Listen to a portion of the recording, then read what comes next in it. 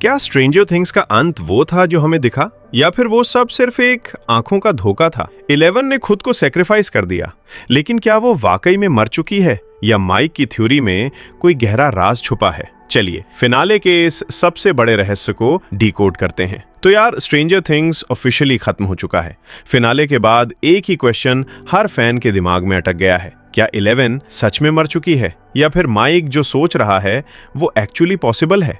इस वीडियो में हम इसी कंफ्यूजन को थोड़ा लॉजिकली ब्रेक करेंगे। So let's get into it. Finale में जो 11 का डिसीजन था वो कोई इमोशनल लास्ट सेकेंड मूव नहीं था, ये एक प्लान्ड सेक्रीफाइस था। काली पहले ही 11 को समझा चुकी थी कि रियल वर्ल्ड उसके लिए कभी सेफ होने वाला नहीं है। डॉक्टर्स, साइंटिस्ट्स, गवर्नमेंट, कोई ना कोई हमेशा उसके पीछे रहेगा, और जब तक वो जिंदा है उसके अपने लोग डेंजर में रहेंगे। 11 ये रियलाइज कर लेती है कि वो कभी ट्रूली नॉर्मल लाइफ जी ही नहीं सकती। इसी रियलाइजेशन के साथ वो एक एक्सट्रीम डिसीजन लेती है, अपसाइड डाउन को परमानेंटली खत्म करने का। प्लान सिंपल था, अपसाइड डाउन का कोर वो एग्जॉटिक मैटर डिस्ट्रॉय करना, और अगर अपसाइड डाउन खत्म होता है तो लॉजिकली 11 भी उसके साथ ही खत्म हो जाएगी। इससे वर्ल्ड्स के बीच का ब्रिज हमेशा के लिए टूट जाता है। गवर्नमेंट का पूरा एक्सपेरिमेंट साइकिल ओवर, और एग्जैक्टली वही होता है। 11 सैक्रिफाइस करती है, और फिर शो हमें 18 मंथ्स लेटर का हॉकिंस दिखाता है।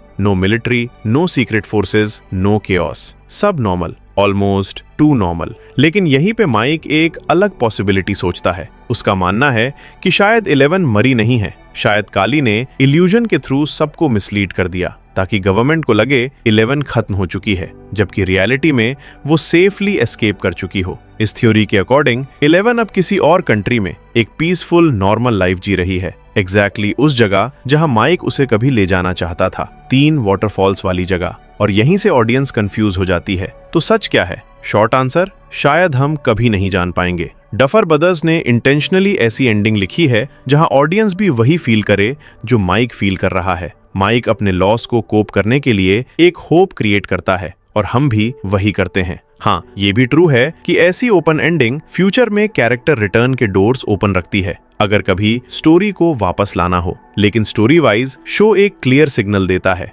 माइक की थ्योरी को इमेजिनेशन के फॉर्म में दिखाया गया है। 11 को वो एग्जैक्टली उसी ड्रीम लोकेशन में इमेजिन करता है, जो एक स्ट्रेट हिंट है कि ये रियलिटी नहीं, एक इमोशनल कोपिंग मैकेनिज्म है। बेसिकली माइक खुद को ये मानकर शांत कर रहा है कि 11 कहीं ना कहीं जिंदा होगी। ऑनेस्टली देखा जाए, काली बिल्कुल सही थी। इस एंडलेस साइकिल को तोड़ने का एक ही तरीका था, कंप्लीट सैक्रिफाइस। हर सीजन में 11 जैसे बच्चों का यूज करके ही डिजास्टर्स हुए हैं, और स्टोरी को क्लोज करने के लिए इससे बेटर पॉइंट शायद हो ही नहीं सकता था। इसी रीजन से हॉपर ने भी 11 को इतने सालों तक दुनिया से छुपा कर रखा था। तो अब फाइनल चॉइस आपकी है। क्या आप स्टोरी के हिसाब से एक्सेप्ट करना चाहते हो कि 11 इज नो मोर, या फिर माइक की थ्योरी के साथ बिलीव करना चाहते हो कि वो कहीं एक नॉर्मल खुश लाइफ जी रही है? कमेंट्स में बताना जरूर।